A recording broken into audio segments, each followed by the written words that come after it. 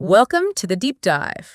Today's going to be a good one. Yeah, we're going deep on Yeah, this is going to be fun. Eric Berne Yeah. and games people play. Games people play, yeah.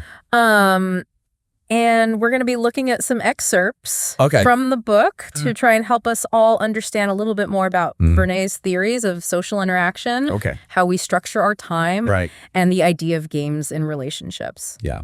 I'm excited to see where this one goes. Yeah, it's a really I love this book. It's an interesting book. It's so interesting. to dive into. Yeah, and I feel like so much of what he talks about is just so relevant even today.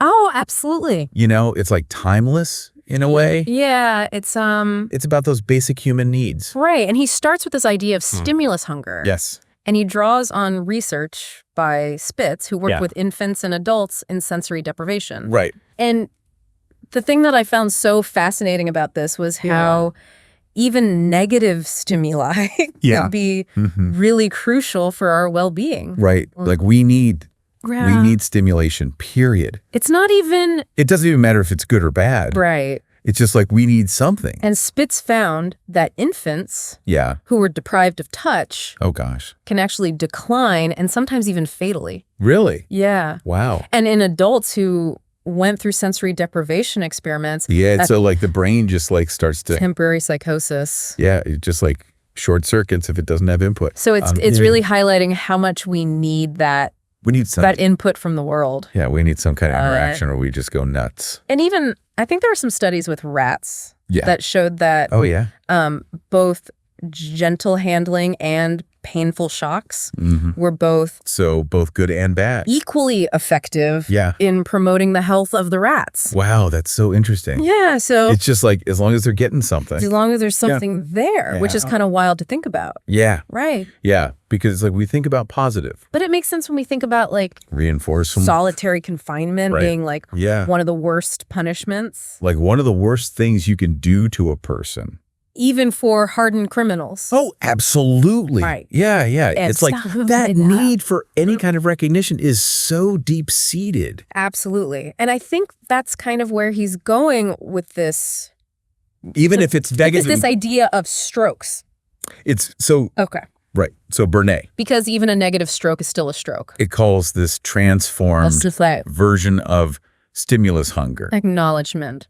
recognition hunger. And this is where he comes up with this concept of strokes. Right. Have you ever thought about how much we crave these little units of acknowledgement Yeah. Oh my gosh, all the time. from other people? Yeah. Whether it's a compliment from a coworker, Mhm. a nod of approval from a stranger, Yeah. even a like on social media.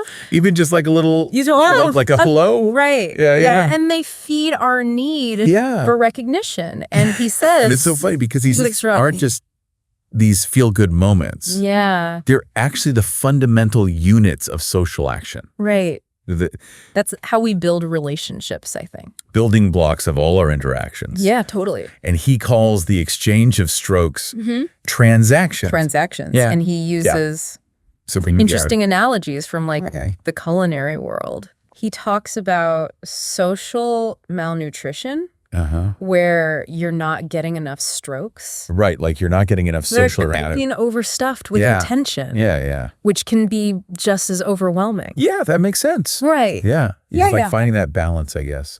A really interesting way to think about Yeah. those everyday interactions. Yeah, it really is. I know it's got me thinking about my own Like I'm thinking about it now. interactions Yeah. and what kind of strokes I'm giving, What kind of strokes am I giving? like receiving. Am I being overbearing? Right. Am I being too Yeah, withdrawn? yeah, yeah. New way of Yeah. looking at it. Yeah. And this need for strokes So where does he go with that? leads us to Like what's the next step? Berne's next big idea, Okay. which is how we structure our time. How we structure our time. Because Okay. he argues that we have this fundamental, Need to organize Yeah. our waking hour. right, because we have all this time. And we do it through what he calls programming. Oh, programming. Okay. Okay. Interesting. Programming, It sounds very like a little technical. Can you unpack that a little bit? Yeah. So what does he mean by programming? Yeah. Like how do we program our time? Yeah. How do we program our time and what does that even mean?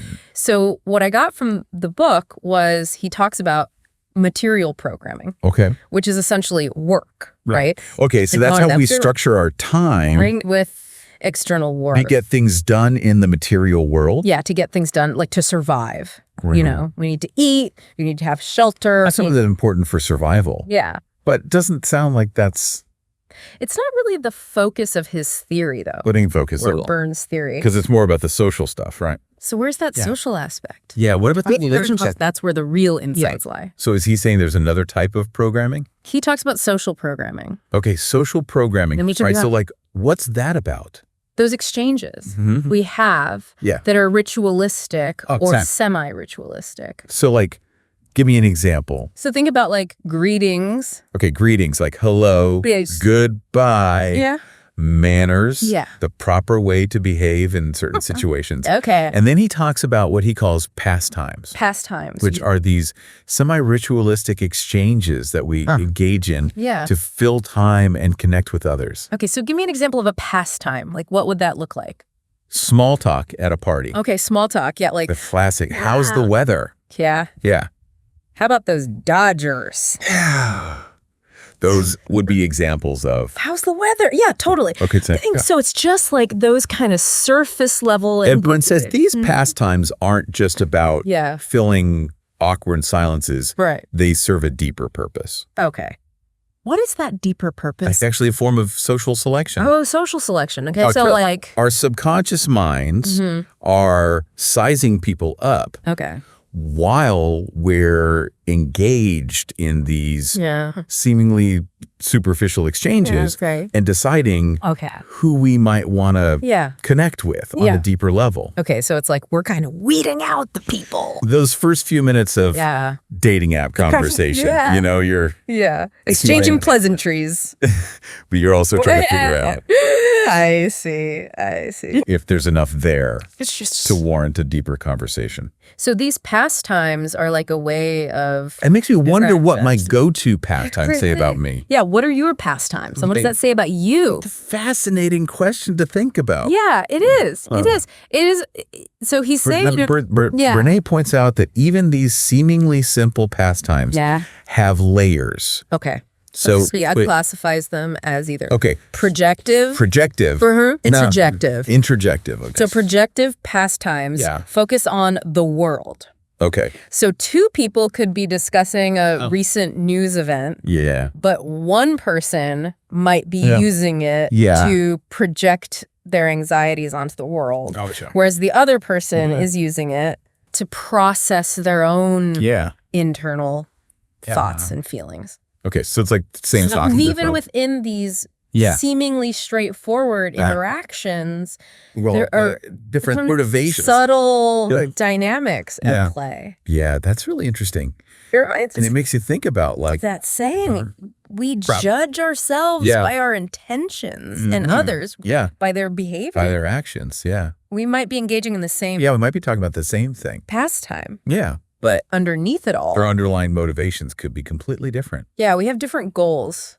Yeah. Yeah, we have different reasons for engaging. Berne says that these pastimes, these seemingly superficial exchanges are often the stepping stones to deeper relationships. Deeper relationships, okay. Or at least, Or complex social interactions. Social interaction. They act as filters to help us find people who might be compatible for playing more complex social games. Oh, here we go. Which is where his theory gets really... It gets juicy. Interesting. Yeah, that's what I'm here for. But before we jump into the concept of games, let's talk about his model of ego states. Ego states, okay. I know you've probably heard about the... Yeah, the parent, adult, child. Parent, adult. And I've heard of that. Trial before. I think we all have. And to be honest, it's always felt a little bit... It's like a pop psychology. Oversimplified to me. You know, right. Yeah, but it's interesting. I think it's a model that's often misunderstood. Okay, so how do we understand it better? And you really grasp the nuances. It's incredibly insightful. Okay. All right, I'm ready. I'm ready to have my mind blown here. It's not about fixed personalities. Okay, so it's not like more about states. Yeah, being. I think we all shift between. We all shift throughout the day. Yeah. Okay. So can you remind me? Remind me of the different states. What are the key characteristics? Yeah, like what are the bullet points of each one? So the parent is essentially the voice of authority. Authority, all right. It embodies those ingrained rules, values, and automatic responses that we've learned from our parents. Parents, caregivers, and society. And society at large, So like it's all the rules. Sometimes it's nurturing, sometimes it's critical, but it's always drawing on those learned behaviors and beliefs. Okay, so it's like the rule follower, it's like that inner critic. That we all have. The one that's like, no, you shouldn't do that. Yeah. And also the voice that tells us to be kind and follow the rules. Yeah. Be nice to people. And then there's the adult. The adult. Okay. Well, what's the adult? The more rational, objective part of us. Yeah. The adult is like all about processing data, making decisions based on logic and facts and mediating. So the adult is like the mediate. The often conflicting impulses with the parent. The parent and the child. Yeah, the child. Okay, so it's the one that's like. And then finally. All right, let's think about this rationally. We have the child. Let's be practical. The child, okay. That part of us that's driven by. Driven by what? Emotion, intuition, and emotions. Okay. Spontaneity. All right, so that's where the fun comes in. The child is like the source of our. Let's go have fun. Creativity. Let's be spontaneous. Playfulness. Our sense of. But the child can also be like. Wonder. Yeah. But also potentially our fears and anxieties. Yeah, right. Totally. So think about how these different. So now he's going to connect this in our communication. Okay, so that's where Berne's idea of transaction sections again comes into play. Yeah. He uses diagrams to illustrate how these ego states engage in a kind of dance. Oh, a dance. Okay. I like that. Yeah, that's a good analogy. Parts of us taking the lead. So sometimes we're different times. So when sometimes we're the parent, sometimes we're the adult, sometimes we're the child. Communicating. Right. It's like we're switching roles. It's not just words being exchanged. It's these different aspects of our personality. Exactly, personality. With different characters. Interacting. Yeah, exactly. Okay. So what happens? When those interactions go well. Go smoothly. Yeah, when they're good. That's what Berne calls. What do you call that? A complementary transaction. Complementary transaction. Okay. So imagine two colleagues who are brainstorming a solution to a problem. Both of them are engaging from their adult ego states. So they're both an adult. Right. They're sharing information. They're evaluating option. They're working. They're like, okay, here are the facts. Right. What are our options? And then the communication. I will take a decision because the responses are appropriate. Right. To the ego state part. And dress. Yeah. Right. It's healthy. Or picture a child asking their. Give me another example. Parent for a bedtime story. Okay, a bedtime story. The child is in their child ego state. So the child's like, yeah. I want a story. Comfort and connection. I'm scared. Yeah. The parent responds from their And the parent's like nurturing. Parent's state. Yeah. Providing that reassurance. I'll read you a story. Right. Yeah. So it's like they're speaking the same language. Speaking the same language. Even if it's coming from different parts of their personality. Yeah, even though they're in different states. But what about so that's when it goes well, but where's time? What about when it doesn't? Communication breaks down. Yeah, when it goes What's happening there? When there's like conflict, arguments. Berne calls that a crossed transaction. Crossed transaction, okay. And that's often where conflict arises. So like, what's an example? So let's revisit that child asking for a bedtime story. Okay, the bedtime story again. But this time, the parent is stressed out. The parent's had a long day. From a long day. Yeah. And instead of responding, they're not feeling it with that nurturing parent energy, they respond with irritation. They're like, don't you know what time it is? Go to bed. Go to bed.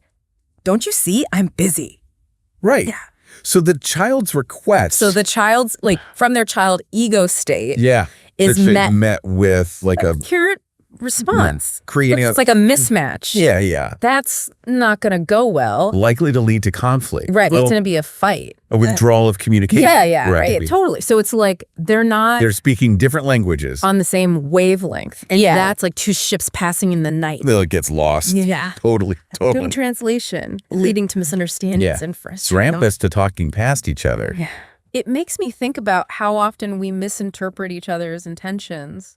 All the time. Especially when we're not aware of these underlying roles dynamics. And Berne highlights he says that a really common and often troublesome crossed transaction occurs when an adult statement or request, so someone's being reasonable, is met with a child reaction.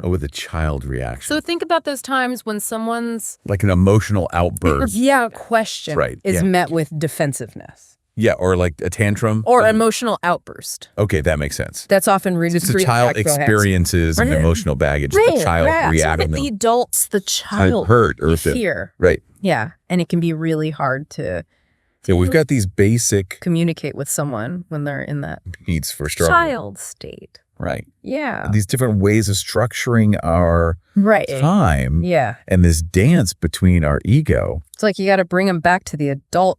Yeah. How does this all lead to Bernie's concept of games? How do we get to the games? In relationships. Yeah. That's the good stuff. We move from simple, straightforward. Yeah. So what's a game? Transactions to more complex. Okay. Multi-layered. All right. Exchanges. Yeah. What Berne calls ulterior transactions. Okay. And that's where things get. That's where it gets a little sneaky. Intriguing. Yeah, there's a hidden motive. Yeah. So a game in Berne's terms. Okay, so define a game. Is essentially what is a game? A recurring pattern. Okay, it's a pattern. Okay. Of these ulterior transactions. With a concealed motivation. Concealed. Okay, so we're a predictable payoff. Aware of it. So think of it. Okay, so it's unconscious. Like a pre-programmed script. Okay, like a script. Often played out unconsciously. Yeah. That leads to a familiar but often unsatisfying outcome. Okay, I've been there. So it's like we're all actors in a play. Well, we don't even realize we've been cast in. We know it. Yeah, right. And we keep repeating the same lines. Yeah. And getting the same bad ending. Right, over and over again. And we learn. Yeah, so where do we learn these games? Early in life. Okay. Often from our families. Yeah. And they become such ingrained patterns of behavior. Right, so they become like second nature. That we repeat them in different relationships. Right. So even though we're adults. Situations. For Berne, we're still playing these childhood games. A really helpful framework for that's analyzing. So is there a way to break down games and breaking them down into elements? Like, can we analyze them? Like the thesis, the antithesis. Okay, thesis, antithesis. Okay. The aim. All right, the roles. The roles, yeah. And the advantages. Okay. Yeah. So it's like a sense that there would be. Yeah, like a recipe. Of these games. Yeah. Even if we're not consciously. Okay, I'm ready to see this in action. Aware of it? Yeah, give me an example. I'm ready to see how this framework works in practice. So what's a specific game? So you have a specific. That he analyzes in the book. Example we can unpack. Okay. Berne analyzes. So he goes through a lot of different ones. A variety of games in his book. Yeah. But one that. Is there one that stands out to you? That to me is, if it weren't for you. If it weren't for you. Okay. Often shortened to IWFY. All right. Which he sees playing out frequently between spouses. Yeah, I can see that. If it weren't for you. It sounds like a blame game. That sounds. Yeah, like if it weren't for you, I got classic. Blame game. Yeah. How does that? So how does this one typically play out?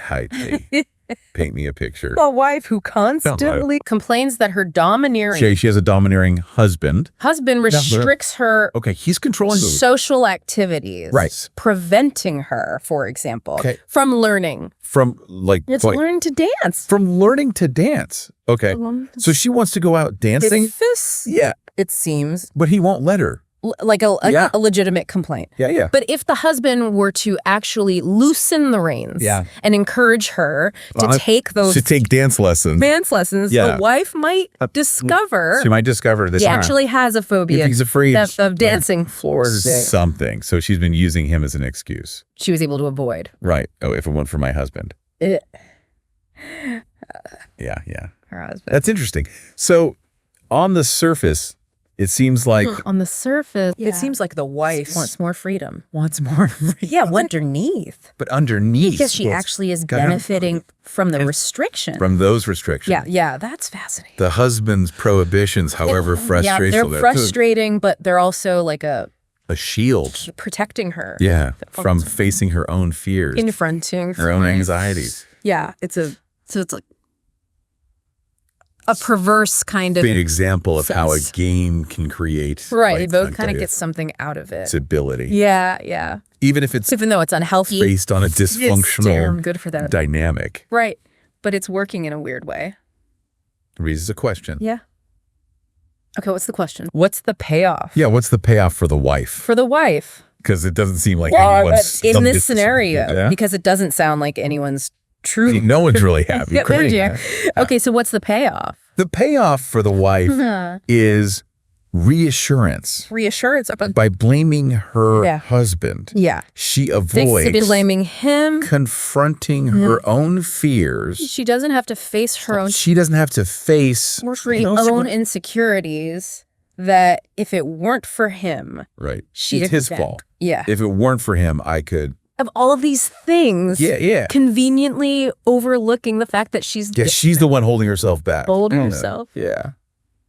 That's so interesting. Yeah. It's like she's created this external obstacle to protect herself from internal anxieties. External obstacle to protect that's herself from internal anxieties. That's deep. And that makes me wonder about... What about the husband? What's his deal? What's his payoff? Role in this game? Yeah. Yeah. Is he just being controlling, or is there something else going on? Seeking control. Like, is there a deeper reason? Seeking control. Or is there something... I'm sure there is. Deeper. Going on. Berne's got something to say about this, I bet. For him as well. Yeah. Berne suggests that his husband in this scenario might also be... supposed to be operating from fear. Place of fear. What kind of fear? Maybe a deep-seated... abandonment. Fear of abandonment. Yeah. He doesn't want to be alone. So, he's... Keeping his wife restricted. Not close. He ensures that she remains dependent on him. Yeah. Wow, that's kind of sad. So she's dependent on him. Right, but it's the game they're playing. Yeah. Wow, that's really insightful. So it's a two-way street. Right. With both partners unconsciously. Yeah. Playing roles that perpetuate their fears. Yeah, wow. Unconsciously. Yeah. Playing roles that perpetuate their fears. That's great. Yeah, wow. And perpetuate their fears. And Berne says the way to break this game... How do you break this game? What he calls the antithesis. Antithesis, okay. Is for the husband. What's the husband got to do? Just stop playing. Yeah, a restrictor. He's got to stop being so controlling. And actually give his wife permission to pursue... So he's got to let her go. The desires. Yeah, let her free. Yeah. So by removing that... Okay. So by removing that external obstacle, the wife is forced. She has to face her internal anxieties, her internal barrier. That's scary. Yeah, that's tough. And so she can't blame him anymore. Yeah, what happens then? Husband steps out of the... When he steps out of the game? Rule the wife's phobia. Yeah. It's unmasked. Yeah. She has to face her own... anxieties. Yeah, head on. Berne describes this moment of realization when the game is broken. The game is broken. Yeah, what's that like? As a state of despair. Despair. Which is... So it's not a good feeling. Like kind of acute. So it's like... A sudden depression. Mixed with frustration and bewilderment. Bewilderment. So they're like... It's like the rug has been pulled out from under. It's like, what just happened? Yeah. What do I do now? They're left standing there, exposed and unsure of what to do next. And vulnerable. So it's not a fun time. Berne also suggests that this despair can actually be a valuable catalyst for growth. growth. Okay, so it's like a necessary evil. Those moments of discomfort. Right, like sometimes you got to go through the bud. Familiar. To get to the other side, Get disrupted. Okay, so it's like a breakdown to breakthrough. Right. Okay. You got to break down the old patterns. Poop into the old new ones. Change. Yeah. So even though it's painful, these can be a good thing. Ultimately painful. Yeah. Right. It's an opportunity to grow. Yeah. To change. To become a better version of ourselves. Yeah. Yeah. Yeah, exactly. It's like that phoenix rising from the ashes. Moving from those unconscious patterns to... All right. Okay, so how do we learn these games in the first place? Conscious. Yeah, like if they're so bad for us. Choices. Yeah. Why do we keep playing them? That makes a lot of sense. Where did they come from? Yeah. Okay, so Berne says... What Berne says. Yeah. What does Berne say? Yeah, so we learn these games in the first place. That they're so often dysfunctional. Particularly in childhood. Okay, so they're not all bad when we're kids? Where we keep playing them? Yeah. Okay. Well, Berne points out that, while games can be problematic, they do serve a number of functions. Particularly in splinter Especially school. when we're young. Yeah. And he uses a fascinating anecdote about two young brothers. Okay, two young brothers. Yeah. Oh, I'm listening. What's the story? One of them claims to have... One of the brothers claims to have a stomachache. To get out of eating. Dinner. Classic. Yeah. And the younger brother. Okay, so the younger brother sees this. He's like, copy. Yeah. Maybe I can get out of dinner too. Hoping to get attention. Yeah, no. I want attention. The same attention. Yeah. But the father... Okay. What about the dad? Wise to this. The dad's like, I see what you're doing. Simply asked. Yeah. I'm not falling for this. Younger boy. Okay. You don't want to play that game, do you? Play that game. Yeah. Okay. She's gonna. Okay. Yeah. And the kid's probably like, yeah. No, busted. Yeah. Applause. Okay. So he catches him. Admits in the act. No. Yeah. So it's and the kid admits it of how children. Well, he's like, okay, you got me. Even at a young age. Yeah, that's so funny. So even as kids are already experimenting. Yeah, we're already playing these games. With these manipulative we're figuring it out. Tactics. Yeah, we're like little scientists. And Berne suggests that children are... So he's saying that kids are initiating these games. Yeah. Yeah. It's so interesting. It's like the way parents that respond... Yeah, they're not. Can either reinforce those patterns or they're smart. Help break them. Your parents can either... He sees child rearing as this make it worse educational process where break the pattern. Not only taught manners and social rituals. Yeah, but also often unconsciously. Yeah. The games. The games. Okay. Yeah, it's like a hidden curriculum. Yeah, that's a good way to put it. So it's like relationships. Yeah, we're learning how to be in a relationship. Destiny through these games. Wow. Powerful. Insight. Yeah. It makes you wonder. Makes you wonder, like, how many games am I playing right now that I don't even know about? So unconsciously playing. That's a little scary.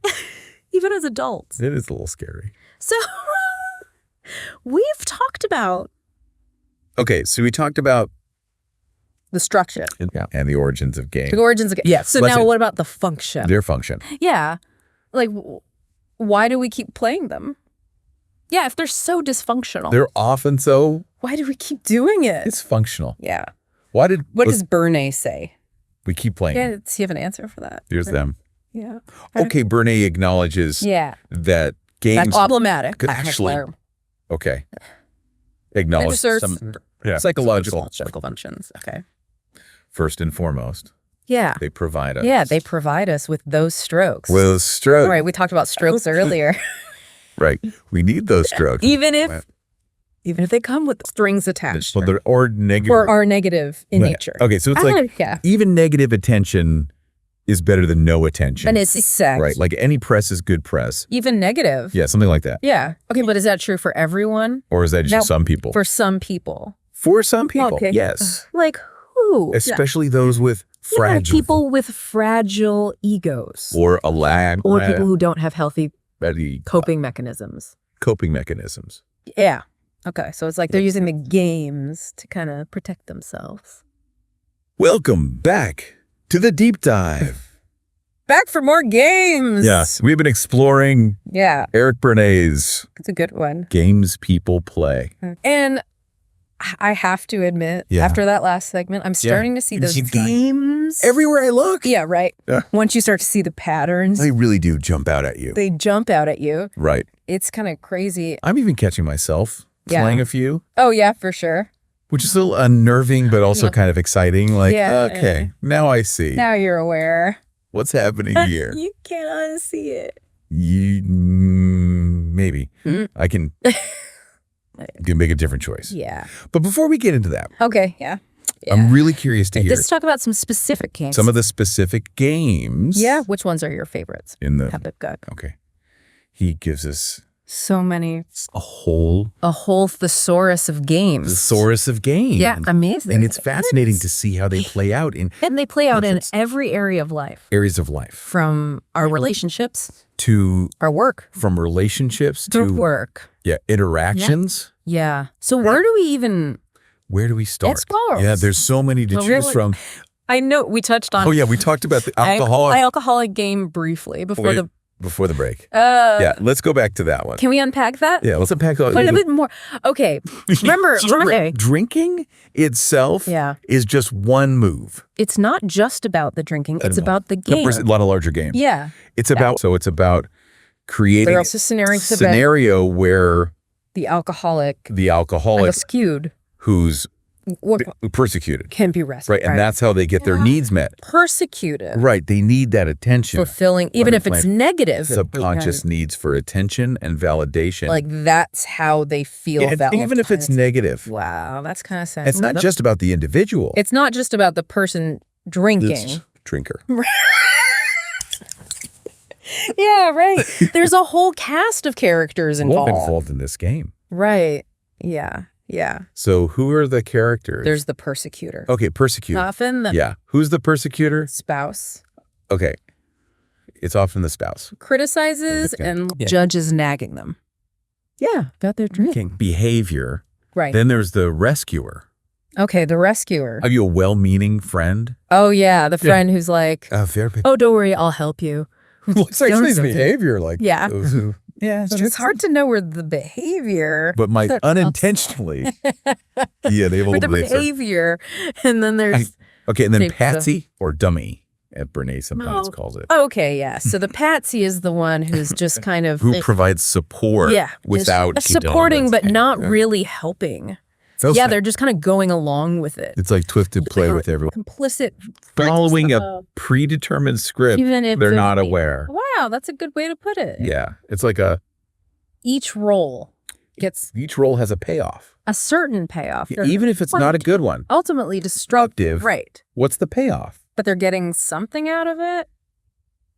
For the alcoholic? Yeah. So what's the payoff for the alcoholic? Yeah. Yeah. Why are they doing this? Yeah. It doesn't seem very fun. Doesn't seem it. So what's the reward? Yeah. Berne says reclining position. What does Berne say? Berne suggests that. He says the payoff is the hangover. The hangover? Payoff lies. But he's not talking about the physical hangover. The hangover. He's talking about... Yeah, the psychological... okay. So what's the nerves? The psychological torment. That's the torment. The self-pity. Yeah. The eliciting... The drugs. Yeah. Yeah. And they want people to feel sorry for them. The avoidance. It's like avoidance. Of responsibility. Yeah. The alcoholic. Yeah, they get to wallow in that misery. Yeah, they get to wallow in that misery. Right. And they don't have to look at confronting the underlying issues driving the... It's a way of avoiding responsibility. And the rescuer. And the rescuer.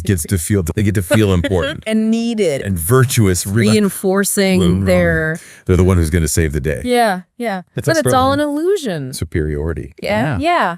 It's a cycle. So it's a cycle that's hard to break. Hard to break. Because everyone's getting something out of it. Because everyone's getting something. Even if it's unhealthy. Even if it's unhealthy. In the long run.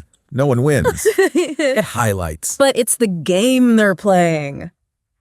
So these games, yeah, they seem about one person's behavior, but really they're actually about the relational dynamics. Yeah, it takes two to tango. Yeah, that makes exactly. So, are there any other games that you think are particularly common or insightful? Yeah, which ones stand out to you particularly prevalent? Okay, let me think. Insightful. See what you made me do. Oh, that's a good one. There are SWIMD. Oh. Yeah, SWIMDs. So many. See what you made me do. That's a classic, yeah.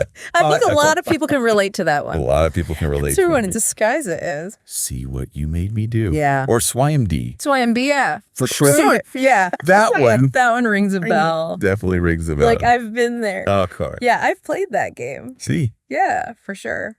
And I've been on the receiving end of that game. Yeah. It's not fun. In so many situations. Oh, okay. Not just break it down. What is see what you made me do?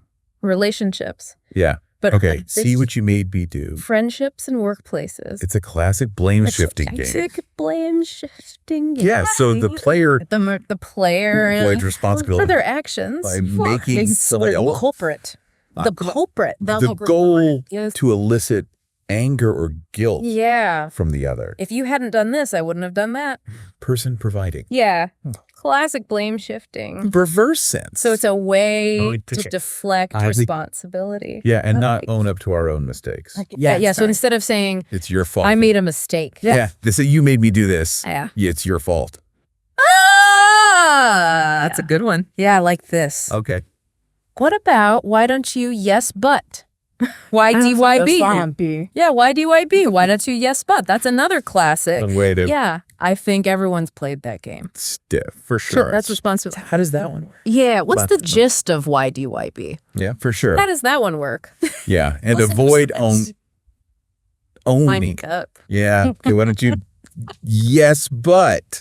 So this is the one where the Thinking back points out. Yeah, they present a problem. Oh. Okay, they ask for advice. To sabotage intimacy or avoid. Down every suggestion. Right. Why don't you do this? Yes. Yes, but. Yes. Why don't you try that? What about? Why don't you yes, but, or YDYB? Yeah. So that one, they're rejecting every solution. It's so frustrating. Yeah. If you're on the other side of that. Yeah, you're just like, oh, what's the point? And it's all about rejecting. So they're basically suggestions. Yeah, often just complaining. They don't want to actually solve the problem. Yeah. So it's about staying stuck. Yeah, they want maintain the problem. Solicits its advice. And then systematically shoots down to get attention. I think there's a solution. We'll start leaving. I have all these problems. Everyone else. And no one can help me. Right. Classic victim mentality. And helpless. Yeah. Yeah. Oh, okay. I see what you're saying. Oh, wow. I've definitely encountered They're going through the motions. It's like they're going through the motions of asking for help. Or help. But they don't want the help. They just want to complain. Right. They want to be heard. Do you think? Yeah, but they don't want to. It's a defense mechanism against success. So you're saying they're afraid of what might happen if they actually avoid success. Solve the problem, or they're afraid of succeeding. Yeah, that's an interesting point. Yeah, what if they succeed? That's certainly possible. The payoff for the YDYB player is in that. You mean the smug? Yeah. So smug. Satisfaction that comes from proving everyone else wrong. I told you so. Yeah. Maintaining the No one can help me. Right. Yeah. Yeah, it's a way to maintain control. No one can help me. Right. Yeah. It's a way to maintain control. So a reminder that sometimes people aren't actually looking for solutions. They're looking for validation. Yeah. Both problems. I've been there. I've been there. Yeah, of their problems. Okay. So we've talked about a few negative games. Are there any more you want to highlight? Amazing. It's both fascinating, a little unsettling. Okay, let's see. Corner. Corner? That's another good one. You want to highlight? Corner is a good one. It's like a trap. Trapping someone. Yeah, in a situation where any choice they make is wrong. Corner is another one. No matter what they do, that I think is worth it. Classic no-win situation. Yeah, so very manipulative in a capital. And situations. If they have any choice. Yeah, that's often played out in families where parents put their kids in these no-win situations. Celebration and helplessness. And he says that sounds manipulative. That this game can actually contribute to serious mental health issues. Wow. So this is not a game to be taken lightly. No. Boo, boo, boo. And Berne suggests it's serious business. Yeah. Okay, so it's not all doom and gloom. In families' work. There are some positive games too. Put in no-win situations. Yeah. What about those? Even fun little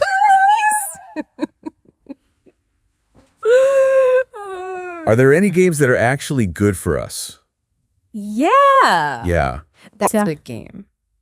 So he talks about Busman's Holiday. Busman's Holiday. Busman's Holiday.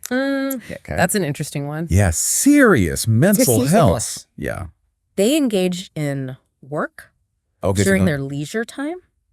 Okay. But they actually enjoy it. Okay, so they're not doing it out of obligation or important. They're doing it because they genuinely like to be aware. Okay, that makes sense. Of the dynamics we're creating. Through interactions. Avoiding intimacy. Right. Sometimes it's just like a healthy expression of who they are.